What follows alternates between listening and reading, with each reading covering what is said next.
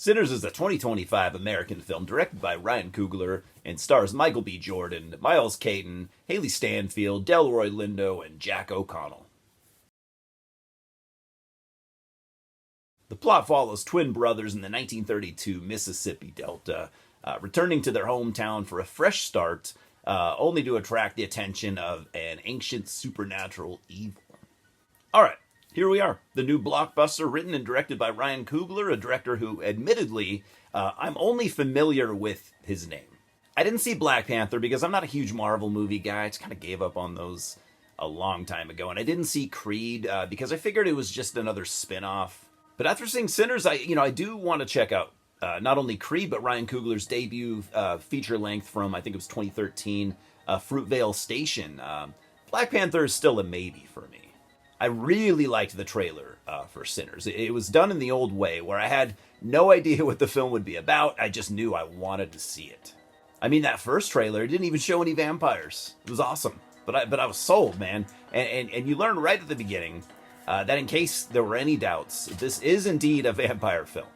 You get a cool animated spoken word story about how vampires have existed in all cultures since the beginning of humanity, basically, and they are also pure evil, and they are sometimes attracted to music of different cultures. But in all of these cultures, there have been people that fought back.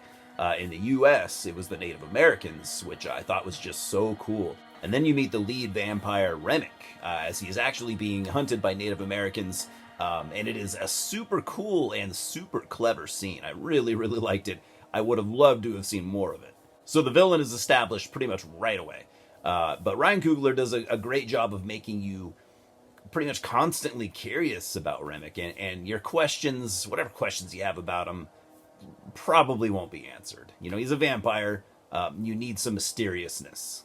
And then you don't see him for quite some time, because with a 2-hour and 17-minute runtime, which is one of my few complaints about this film, I think it's a little bit long.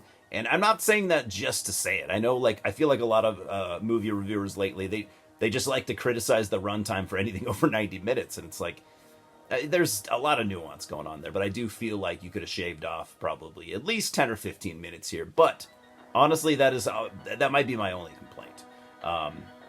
The script, though, is definitely in parts. And many people have described this film as multiple storylines in one. And I have to admit that as I watched this in the theater, I kind of just had vampires in mind, and I know that it's stupid, but I felt impatient to see them more. Because next you meet twin brothers Smoke and Stack, played both by Michael B. Jordan, with Stack being done with CGI from what I read. I don't know exactly how it works. I don't know if Stack was CGI the whole time, only during certain scenes. I really don't know. But I couldn't really tell. But I also didn't know at the time. I didn't know that the CGI was used until later on. But needless to say, I think I have to say it's seamless, because I didn't even know this until later on. So anyways, it's a cool premise. It's a cool concept, for sure.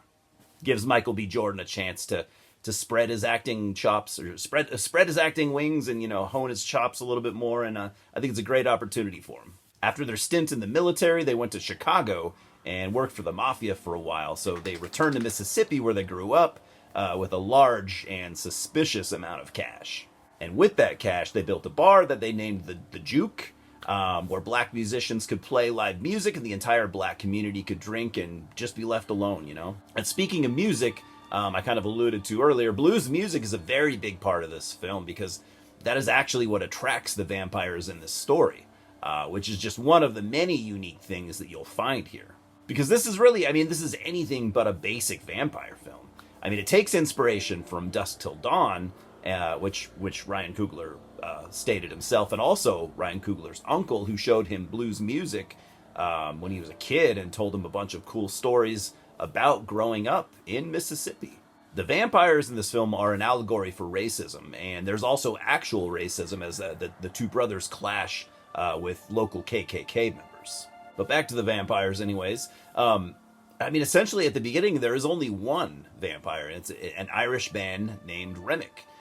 Where he comes from, and where he's been, we don't really know. And that's kind of how it should be, I think. For me, when it comes to vampires, the less you know, as far as the history, the better. To an extent. I mean, I like to know some stuff, but a lot of mystery I think is necessary, especially for a character who's essentially immortal. You know, Ryan Coogler wrote him as being Irish, to add a feeling of timelessness to Remick.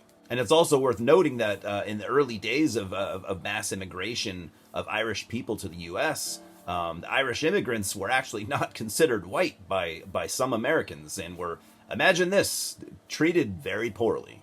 So I thought that was a cool touch, showing me that Ryan Coogler cares about details like this. Keep in mind, this was my first experience with his work. You might be saying, yeah, we knew this about him, but I didn't.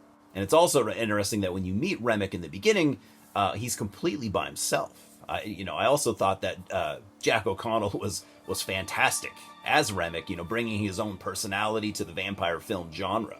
He's charismatic in like a politician type way, like the last thing you see before you die is an ear to ear grin.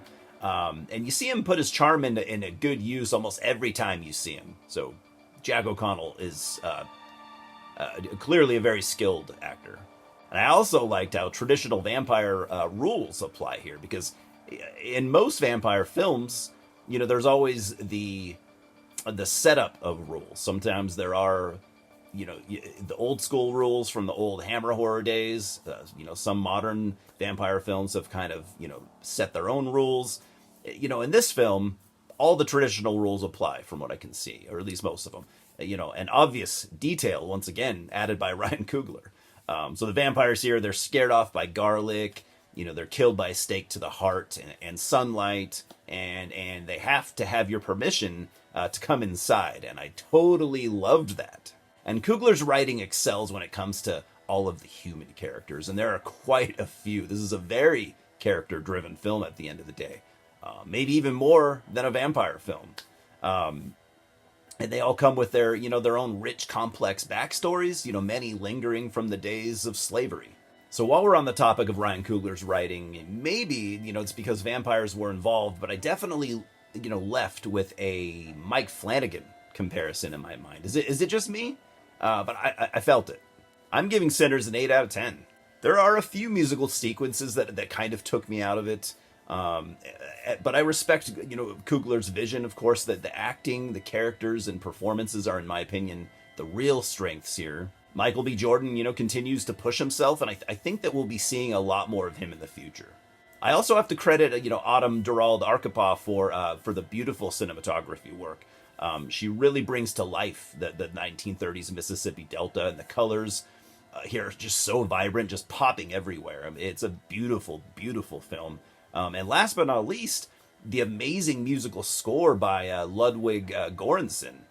I didn't expect Ryan Coogler to use a Swedish guy here for the music, but they worked together on Black Panther and Creed, so I mean, they had the working relationship already established, and yeah, like I said, music is a central theme to this film, so it was very important, and it's awesome, especially if you're in the blues music.